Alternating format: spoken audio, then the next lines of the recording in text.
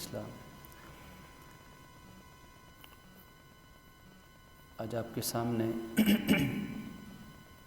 جس بنیادی موضوع پر چند گزارشات پیش کرنا مقصود ہے وہ ہے دور حاضر میں انسانوں کے پریشان کن حالات کیوں ہیں اور ان کا حل کیا ہے۔ آج تقریباً ہر انسان ہی کسی نہ کسی چیز کا شکوہ کرتے دکھائی دیتا ہے۔ دنیاوی اعتبار سے بالخصوص جو حالات و واقعات چل رہے ہیں یقیناً پریشان کن ہیں اور ہر انسان کے لیے بے چینی کا باعث ہے۔ سب سے پہلی بنیادی چیز کہ مسئلے کی بنیاد کو سمجھنا، کسی پریشانی کی، کسی مشکل کی وجہ کو جاننے کی کوشش کرنا کہ اگر معاشی مسئلہ ہے، خاندانی مسئلہ ہے، حالات و واقعات بد امنی ہے یا اس قسم کے جتنے مسائل جنہیں آج ہم گننا شروع کریں تو وقت ختم ہو جائے، مسائل ختم نہیں ہوں گے، اتنی لمبی فہرست ہے۔ تو ان کی بنیادی وجہ کیا ہے؟ اب اس سوال کا جواب تلاشنے کے لیے دنیا کے انسان دو گروہوں میں تقسیم ہو جاتے ہیں۔ کچھ لوگ تو وہ ہوں گے جو محض 2+2=4 کے فارمولے پہ عمل کر کے اس دنیا کے حالات و واقعات کو ہی تمام چیزوں کی بنیاد بنائیں گے، یعنی محض مادیت کی بنیاد پر اور اپنی عقل اور شعور کی بنیاد پر وہ چیزوں کی وجہ تلاشنے کی کوشش کریں گے۔ لیکن انسانوں کا دوسرا گروہ وہ ہے جو صرف مادی وجہ کو وجہ قرار نہیں دیتا بلکہ مادیت سے اوپر کسی طاقت کا قائل ہے، اور وہ طاقت اس کائنات کو بنانے والے کی طاقت ہے، اس کائنات کو چلانے والے کی طاقت ہے، اس کائنات کو بنا کر چلانے والے کی پسند اور ناپسند کا فلسفہ ہے کہ اس نے جس مقصد کے لیے اس کائنات کو وجود بخشا وہ کہتا ہے کہ یہ کائنات یوں چلاؤ گے تو صحیح چلے گی اور اگر یوں نہیں چلاؤ گے تو صحیح نہیں چلے گی۔ یعنی بندہ مومن اور بندہ مسلم صرف مادی چیزوں کی بنیاد پر ان مسائل کی وجہ کو تسلیم نہیں کرتا بلکہ مادیت سے اوپر روحانیت اور اللہ رب العزت کا امر، اللہ رب العزت کا حکم بھی تسلیم کرتا ہے بندہ مومن۔ اب اگر ہم ایک مسلمان ہونے کے ناطے سب سے پہلے ہمارا فرض کہ قرآن مجید سے رہنمائی لینی چاہیے۔ قرآن مجید اس بارے میں کیا بتلاتا ہے؟ قرآن مجید اللہ رب العزت اس میں جو تمام کتابوں کا خلاصہ، تمام الہامی اور آسمانی کتابوں اور تعلیمات کا محافظ اور تمام کا مجموعہ قرآن مجید ہمیں ایک بہت بنیادی اصول عطا فرماتا ہے۔ اللہ رب العزت فرماتے ہیں ظہر الفساد فی البر والبحر بما کسبت ایدی الناس۔ یہ قرآن مجید کی آیت ہے، ہم اسے دیکھ سکتے ہیں، قرآن مجید میں موجود آیت مبارکہ ہے جس کے ایک حرف میں بھی انکار تو دور کی بات، شک کرنا بھی کفر ہے، شک کرنا بھی کفر ہے۔ آج کا یہ بھی ایک کفر کی ارتداد کی یہ بھی خطرناک ترین شکل ہے کہ لوگ یہ کہتے پھرتے ہیں کچھ لوگ کہ جی ٹھیک ہے ہم اللہ رب العزت کی توحید کو تسلیم کرتے ہیں لیکن یقین سے نہیں کہہ سکتے۔ معاذ اللہ، امکان ہے کہ قرآن مجید اللہ نے اتارا ہو لیکن چونکہ ہم اس وقت نہیں تھے تو ہم یقین سے نہیں کہہ سکتے۔ محمد ابن عبداللہ صلی اللہ علیہ وسلم اللہ کے رسول ہو سکتے ہیں، امکان تو ہے، لیکن چونکہ ہم اس وقت موجود نہیں تھے، ہم چشمدید گواہ نہیں ہیں تو ہم یقین سے نہیں کہہ سکتے۔ یہیں سے تو کفر اور شرک کا آغاز اور دروازہ کھلتا ہے۔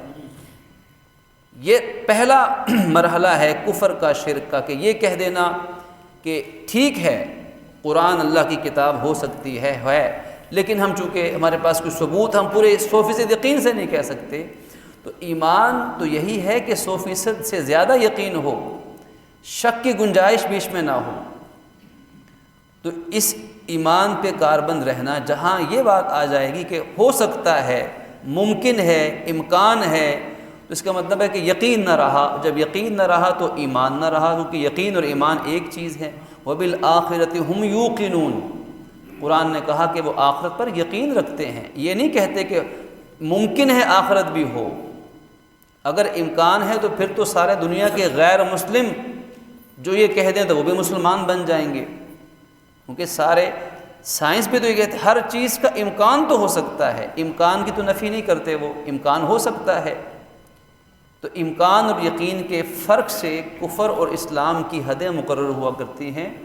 تو اس آیت پر، قرآن کے بیان پر یقین کامل شرط ہے، اور وہ قرآن بیان وجہ کرتا ہے ظہر الفساد فی البر والبحر بما کسبت ایدی الناس، کہ چاہے زمین کے اوپر، انسانی معاشروں کے اندر، چاہے پانیوں کے اندر اگر کوئی فساد برپا ہو جائے، کوئی تباہی برپا ہو جائے، تو وہ بنیادی طور پر انسانوں کے اپنے اعمال کا نتیجہ ہے. سسٹم میں خرابی نہیں ہے. اللہ کا بنایا ہوا نظام، آسمان کا، زمین کا، ہواؤں کا، سمندروں کا، پانیوں کا، کھیتی زمین سے اگنی ہے، کتنی معدنیات اللہ نے زمین میں چھپا رکھی ہیں. اللہ کے بنائے ہوئے نظام میں کوئی کمی نہیں ہے. صنع اللہ الذی اتقن کل شیء. اس نے زمین کوئی خراب نہیں بنائی کہ زمین خواہ ہلتی رہے اور انسان ختم ہوتے رہیں. خواہ زمین سے ہوائیں وہ طوفان بن کر اٹھیں اور سب کو ملیہ میٹ کر دیں، یا پانی کی لہریں خود بخود اٹھنا شروع ہو جائیں اور منہ زور سیلاب بن جائیں. اللہ کا بنایا ہوا نظام خراب نہیں ہے. صنع اللہ الذی اتقن کل شیء. اللہ کی کاریگری بڑی زبردست ہے. اس نے ہر چیز کو بڑا بہترین اور مستحکم بنایا ہے. آسمان و زمین میں موجود تمام مخلوقات اللہ کی بنائی بڑی زبردست ہے. یہ نظام الٹا کیوں چلتا ہے؟ اللہ فرماتے ہیں بما کسبت ایدی الناس، لوگوں کے اپنے اعمال کا نتیجہ ہے. ایک انسان یہ کہتا ہے کہ میں نے تو دوائی بھی کھائی پھر بھی شوگر کنٹرول نہیں ہوا، میری شوگر کی بیماری، ذیابیطس کی بیماری ٹھیک نہیں ہوئی، دوائی تو پابندی سے کھا رہا ہوں. واک کرتے ہو جی، واک بھی کرتے ہیں، پابندی سے کرتے ہیں، تو پھر کیا وجہ ہے؟ اب وہ مریض خود ہی کہے کہ جی ڈاکٹر صاحب سمجھ نہیں آتی، مسئلہ یہ ہے کہ روزانہ آدھا کلو مٹھائی بھی کھاتا ہوں پھر بھی شوگر میری بڑھ رہی ہے، حالانکہ دوائی کھانے سے تو مجھے آرام ملنا چاہیے. اب جب وہ ہر روز خوب زور لگا کر بد پرہیزی کرے گا اور ساتھ دوائی بھی کھا لے، کچھ تھوڑی بہت چہل قدمی بھی کرے، اور جب علاج نہ ہو تو برا بھلا کہنا شروع کر دے سسٹم کو کہ یہ معالج ڈاکٹر ٹھیک نہیں، دوائی جعلی ہے، سسٹم ٹھیک نہیں، تو سب سے پہلے اپنے اندر تو غلطی ڈھونڈنی چاہیے کہ میرے اندر غلطی کیا ہے، کہاں بد پرہیزی ہے. تو بد پرہیزی قرآن کہتا ہے وہ گناہ کی صورت میں ہوتی ہے تو زمین میں فساد برپا ہوتا ہے. پھر انسانوں کے بنائے ہوئے قانون الٹے چلنا شروع ہو جاتے ہیں. بد پرہیزی کے ساتھ آپ دوائی بڑھا دیں، روز 1 کلو مٹھائی بھی کھائے اور 10 گولیاں ساتھ شروع زیادہ کر دے، تو تب بھی وہ دوائی بیچاری کیا کرے گی کہ جب اس نے اپنا نظام ہی الٹ کر دیا. تو اللہ رب العزت فرماتے ہیں کہ فَإِنَّ لَهُ مَعِيشَةً ضَنْكَا، جو ہمارے ذکر سے، ہمارے اطاعت سے، ہمارے قرآن سے، کیونکہ ذکر کے معنی قرآن بھی ہے، ذکر کے معنی اللہ کے اطاعت بھی ہے، ذکر کے معنی اس کا حکم بھی ہے، اس کی یاد بھی ہے. جو ان چیزوں سے اپنا منہ موڑ لے گا فَإِنَّ لَهُ مَعِيشَةً ضَنْكَا، اس کے لیے دنیا کی زندگی ہم بڑی تنگ کر دیں گے، یعنی دنیا کی زندگی اس کے لیے مشکل ترین بنا دیں گے. اور یہ اللہ ایسا کیوں کرتا ہے؟ اللہ ظالم نہیں، اللہ رب العزت ظالم نہیں، وہ تو ایک ذرہ برابر بھی کسی پہ ظلم نہیں کرتا. قرآن اس کی بھی وجہ بیان کرتا ہے کہ اللہ پھر ایسا کیوں کرتا ہے کہ اگر انسانوں کے اعمال خراب ہو جائیں نافرمانی کی صورت میں، تو اللہ کی طرف سے جو پکڑ آ جائے کسی بھی صورت میں آ جائے، تو اس کی بنیادی وجہ یہ کہ اللہ رب العزت انسانوں کو خواب غفلت سے نکالنا چاہتا ہے کہ تم میری اطاعت کی طرف آ جاؤ، یہ کام اچھے نہیں ہیں۔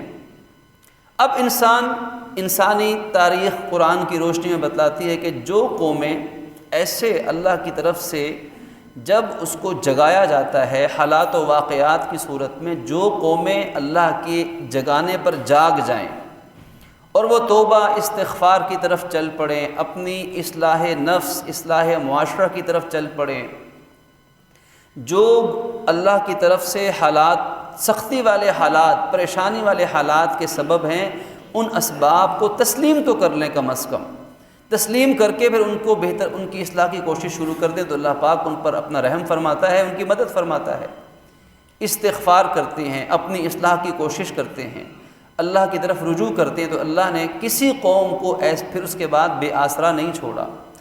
لیکن جب قومیں اللہ کی طرف سے بار بار تنبیہ ملنے پر بھی جب وہ قومیں نہ ماننے کی رٹ لگا کے رکھیں اور وہ نافرمانی کے ساتھ ساتھ اپنے آپ کو کامیاب کرنے کی کوشش میں لگی رہیں، تو پھر قرآن پاک کا مطالعہ بتاتا ہے کہ پھر اللہ تعالیٰ ایسی قوموں کو ان کے حال پہ چھوڑ دیتا ہے۔ اور پھر ایسا بھی ہوتا ہے کہ جب اللہ نے شدید پکڑنا ہو تو پھر وہ ان کے حالات بہتر ہونا شروع ہو جاتے ہیں۔ نافرمانی جوں کی توں رہتی ہے، گناہ ویسے کے ویسے رہتے ہیں بلکہ اور بڑھتے ہیں، اور ساتھ حالات ٹھیک ہونا بھی شروع ہو جاتے ہیں۔ اور یہ قرآن کہتا ہے کہ یہ سب سے زیادہ خطرناک ترین صورتحال ہوتی ہے کہ گناہ بھی بڑھ رہے ہیں، ترقی بھی بڑھ رہی ہے، نافرمانی میں بھی اضافہ ہو رہا ہے اور خوشحالی بھی مل رہی ہے۔ یہ ایسے ہی ہے کہ ایک آدمی خوب دبا کے بد پرہیزی بھی کر رہا ہے، پھر بھی ساتھ اس کو شفا ملنا شروع ہو جائے، ظاہری طور پر اسے لگ رہا ہو کہ میں نے جتنی بد پرہیزی کی میری تو طبیعت اتنی ٹھیک، ظاہراً ایسا اسے لگ رہا ہو، تو پھر یہ زیادہ خطرناک صورتحال کہ یہ شخص یہ بیمار اب موت کے منہ میں جانے والا ہے۔ قرآن کہتا ہے کہ پھر اللہ ڈھیل دے دیتا ہے، ایسی ڈھیل دیتا ہے کہ ان پر آسمان و زمین سے رزق کے تمام دروازے کھول دیتا ہے۔ اب قرآن کی اس آیت کا مفہوم سمجھنے کی ضرورت کہ آسمان و زمین کے دروازے رزق کے کھول دیے اللہ نے۔ کن کے لیے کھولے؟ جن کو اللہ نافرمانی سے روکتا تھا وہ باز نہیں آتے تھے۔ اب رزق بڑھا دیا، خوشحال معاشرہ بنا دیا، تو ایسا کیوں کیا؟ قرآن کہتا ہے تاکہ اللہ ان کو ایک ہی مرتبہ پکڑنا چاہتا ہے، معاذ اللہ بڑی پکڑ ان پہ لانا چاہتا ہے کہ چھوٹی چھوٹی اب نزلہ زکام نہیں ہوگا، اب سیدھی لقمہ اجل بنے گا۔ اب اسرائیل علیہ السلام سے ملاقات ہی ہوگی، چھوٹی موٹی جو بیماریوں کے جو اثرات ہیں وہ اب اس پہ ظاہر نہیں ہوں گے۔ اب ایک ہی دفعہ یہ موت کے منہ میں جائے گا تو اللہ اس کو بڑی پکڑ میں لانا چاہتا ہے، معاذ اللہ، اس لیے وہ اللہ نافرمانی کے باوجود اس کے حال پہ چھوڑ دیتا ہے۔ اس لیے بعض علماء بزرگوں نے فرمایا کہ اگر کسی انسان سے گناہ ہو جائے اور گناہ کے بعد فوراً کوئی پریشانی آ جائے، بیماری آ گئی، کوئی بچے کو چوٹ لگ گئی، کوئی نقصان ہو گیا، کوئی ٹھوکر منہ کے بل جا گر پڑا، نافرمانی کی وجہ کے بعد اگر اللہ کی طرف سے کوئی ایسی جگانے والی چیز آ جائے تو یہ اللہ کی رحمت اس بندے پر ہے، یہ اللہ نے اس کو سوچنے سمجھنے کا موقع دے دیا۔ لیکن گناہ کرتا جا رہا ہے اور کوئی پریشانی بھی نہیں آ رہی تو یہ خطرناک صورتحال کہ اسے استدراج کہا جاتا ہے کہ اللہ اس کو درجہ بدرجہ آگے بڑھا کے سخت ترین گرفت میں لانا چاہتا ہے۔ اور گزشتہ اقوام کے حالات و واقعات ہمارے سامنے ہیں۔ کسی قوم پہ فرشتے کی چیخ کا عذاب آیا، دل پھٹ گئے۔ کسی قوم پر اللہ کی طرف سے بادل آئے اور ظاہراً بادل، کالے بادل یہ بارش کا پیغام لاتے ہیں، لیکن ان میں بارش کے بجائے آگ کے شعلے برسے۔ کسی قوم کے اوپر فرشتوں نے اس بستی کو اٹھایا اور زمین پہ الٹا پٹخ دیا، اوپر سے پتھروں کے نوکیلے پتھروں کی بارش کر دی۔ کسی قوم پہ عذاب حضرت نوح علیہ السلام کی قوم کی طرح سیلاب اور پانی کی شکل میں آیا، اور کسی قوم پر عذاب ان کے چہرے مسخ کر دیے گئے، بندر خنزیر معاذ اللہ بنا دیے گئے، جوانوں کو بندر، بوڑھوں کو خنزیر بنا دیا گیا معاذ اللہ۔ کسی قوم پر بنی اسرائیل پہ تو طرح طرح کے حالات اور واقعات آئے۔ کبھی بنی اسرائیل پہ مینڈگوں کا عذاب آیا کہ ہر چیز میں مینڈک، کبھی ان کے پانی کو خون بنا دیا گیا۔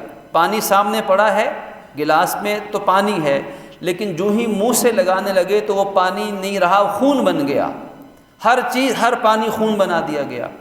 طاعون کی بیماری کے لاکھوں ہزاروں کی تعداد میں بنی اسرائیلی مارے گئے۔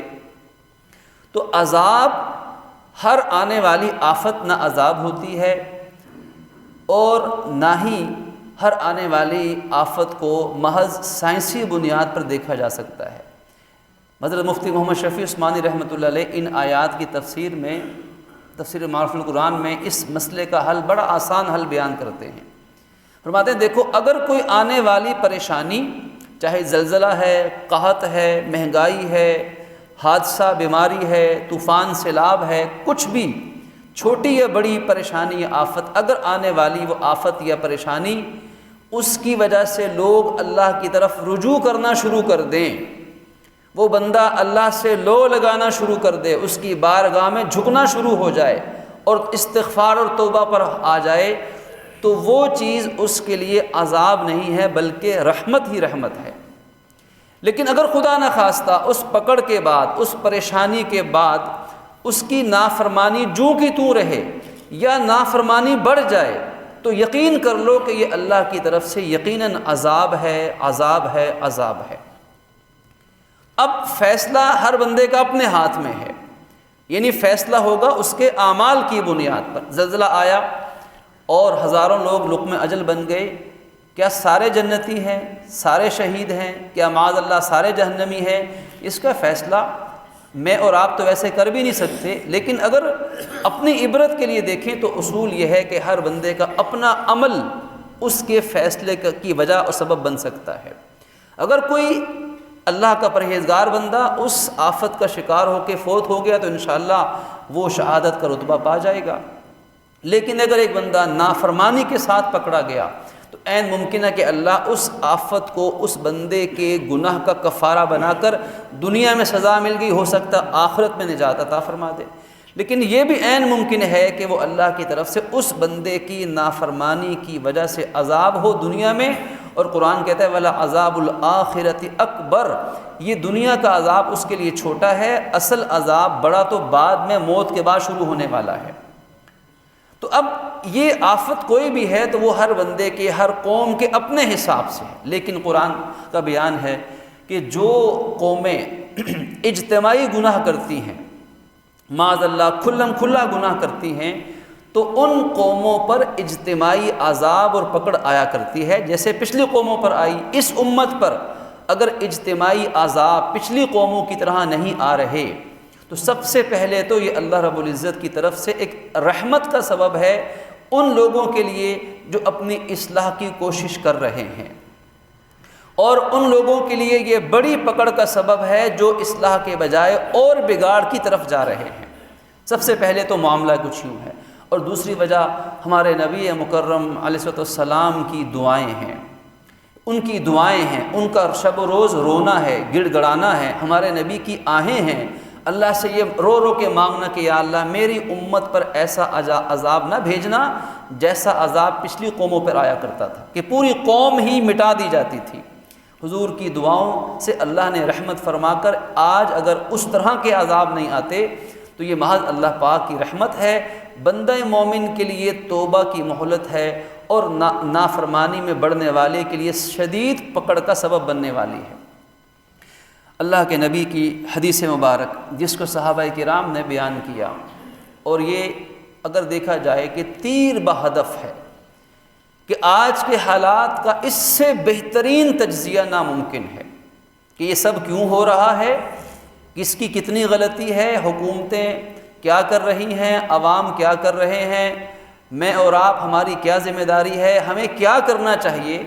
ہزاروں جو ہے ٹاک شوز چلتے ہیں، تجزیے ہوتے ہیں، کالم نگاریاں ہوتی ہیں، غور و فکر کیا جاتا ہے، میٹنگز ہوتی ہیں، لیکن اے کاش کہ ان الفاظ پر بھی میں اور آپ، ہمارا میڈیا، ہمارے حکمران اور ہم سب مل کر ان اسباب پر بھی کبھی غور کرنا شروع کر دیں، جو اسباب ہمارے نبی کے بیان کرتا ہیں، جو ساری انسانیت کے رحمت بن کر آئے ہیں، جنہیں اللہ نے نور نبوت عطا فرمایا، جنہیں اللہ نے علم نبوت عطا فرمایا، ہزاروں سال قومیں ٹھوکریں کھا کھا کر جس صحیح نتیجے پر پہنچتی ہیں، رحمت دو جہاں پہلی نظر میں ہی وہ نتیجہ اور وہ وجہ بیان فرما دیتے ہیں۔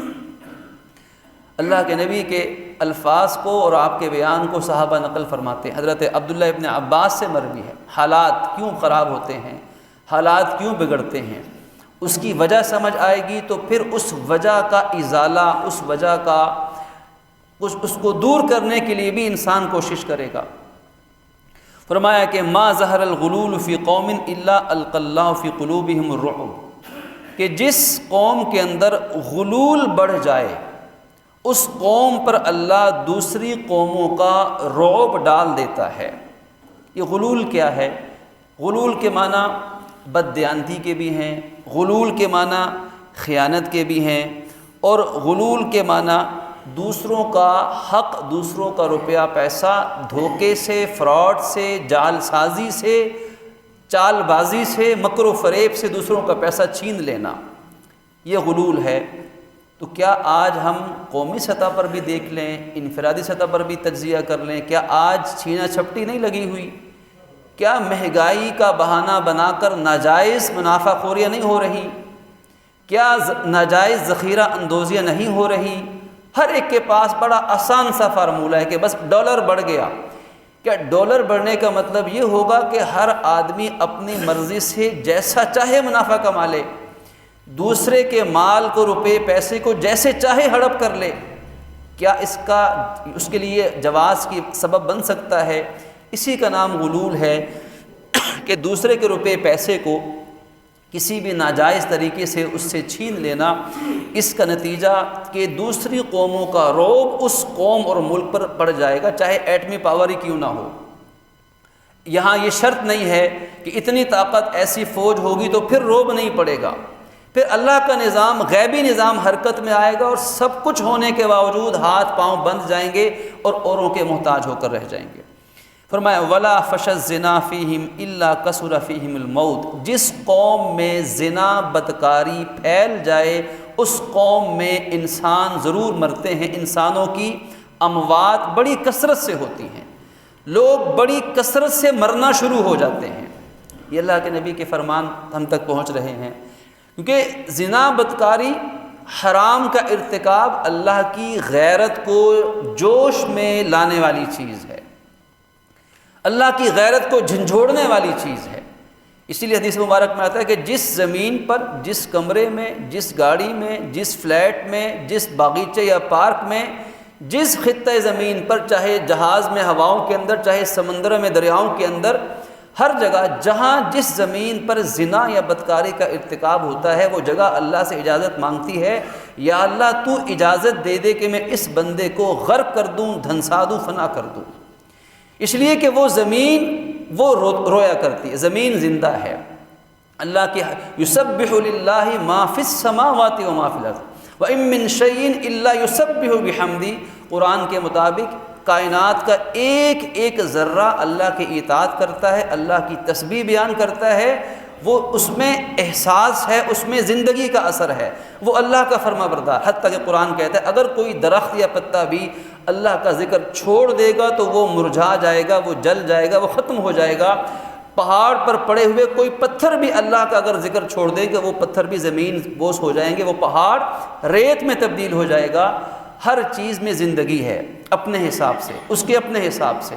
تو جس زمین پر اللہ کی نافرمانی اور یہ حکم توڑا جاتا ہے، اللہ کی حدود کو پامال کیا جاتا ہے، تو وہ زمین، وہ آسمان، وہ اللہ سے اجازت مانگتے ہیں۔ یہ اب اس کی رحمت ہے کہ وہ کسے چھوڑ دے، کس کو مہلت دے دے، کس کو پکڑے، لیکن ایک اس کا خمیازہ معاشرے کو کثرت اموات میں بھگتنا پڑے گا کہ لوگ بڑی کثرت سے مریں گے، مختلف حالات و واقعات ایسے آئیں گے کہ لوگوں کی اموات زیادہ ہوں گی۔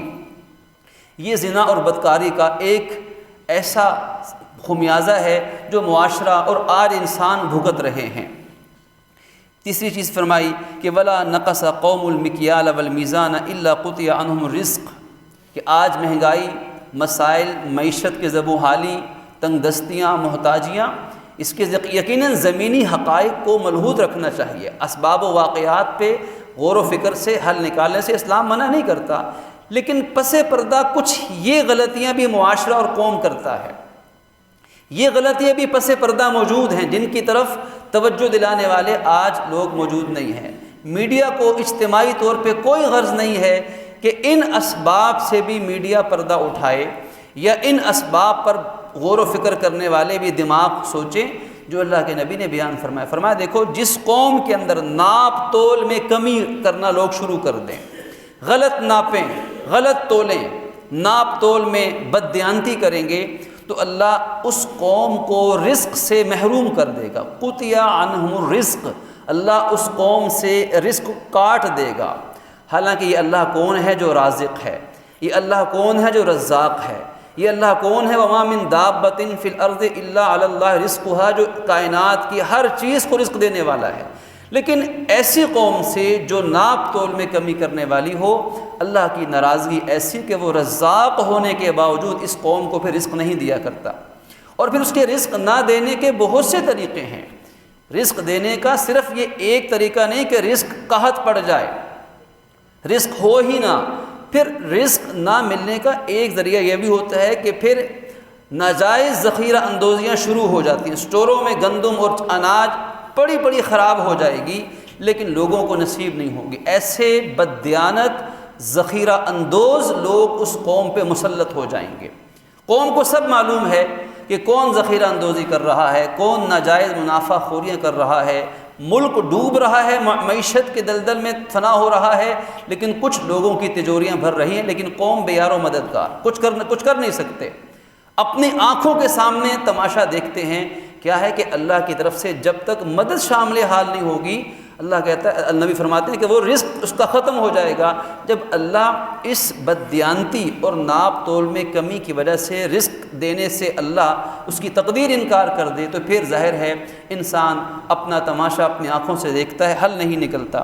اور پانچویں بات فرمائی وَلَا حَكَمَ قَوْمٌ بِغَيْرِ حَقٍ إِلَّا فَشَا فِيهِمُ الدَّمَ، کہ جس قوم میں ناحق فیصلے ہونا شروع ہو جائیں، ظلم پر مبنی فیصلے، جس قوم کی عدالتیں، جس قوم میں انصاف بکاؤ مال بن جائے، کہ جس کی لاٹھی اس کی بھینس، جو جتنا طاقتور ہو وہ قانون سے ویسا اگر فیصلہ کروانا شروع کر دے اور ناجائز فیصلے ہونا شروع ہو جائیں تو اس قوم کا انجام کیا ہوگا؟ اس قوم کے اندر خون ریزی پھیل جائے گی، قتل و غارت، لوگ ایک دوسرے کو کاٹ کھائیں گے اور قتل و غارت اس میں عام ہو جائے گی۔ فشا فیہم الدم، اس قوم کے اندر خون ریزی پھیل جائے گی۔ اور آخری بات فرمائی ولا خطر قوم بالعہد، اور جو قوم اپنے وعدہ اور عہد کا کوئی پاس نہ رکھے، زبان کا کوئی پاس نہ ہو کہ ادھر زبان کر دی اور ادھر مکر گئے، صرف دوسرے کو کام کو لٹکانے کے لیے آج کر دوں گا، کل کر دوں گا، آج دے دوں گا، فلاں دے دوں گا، یہ کر دوں گا، وہ کر دوں گا، اور قوم کو لٹکاتے رہنا، آپس میں ایک دوسرے کے ساتھ بدعہدی کرتے رہنا اور نکلنے کے راستے قانونی شکیں ایسی ڈالنا کہ جس سے آدمی آسانی سے وعدہ خلافی کے جرم کو وہ ثبوت اس کا نہ چھوڑے۔ یہ سارے مکر و فریب انسانوں کو تو ہرا سکتے ہیں لیکن اللہ کے نظام کے مقابلے میں یہ چیزیں نہیں چلنے والی۔ فرماتے ہیں کہ جس قوم کے اندر بدعہدی پیدا ہو جائے اور قوم عہد کی پاسبانی نہ کرے الا سلط علیہم العدو، تو ایسی قوم پر دشمن کو اللہ اختیار دے دیتا ہے، پھر یہ قوم اور یہ ملک دشمن کے ہاتھ میں کھلونا بن جائے گا، دشمن کے ہاتھ میں کھلونا بن جائے گا کہ دشمن جیسے چاہے اس کے ساتھ کھیل رچائے۔ تو یہ بنیادی اسباب ہیں جو آج جن پر ہمیں اجتماعی طور پر دوسرے کے اوپر انگلی اٹھانے سے پہلے سب سے پہلے مجھے اپنے آپ پر، ہم سب کو اپنے اپنے حالات و واقعات میں اس حوالے سے غور کرنے کی ضرورت ہے۔ اللہ رب العزت سے استغفار بھی کرنا چاہیے۔ پروردگار عالم ہمیں غور و فکر کی اور تعمیل حکم کی توفیق نصیب فرمائے۔ وآخر دعوانا ان الحمد للہ رب العالمین۔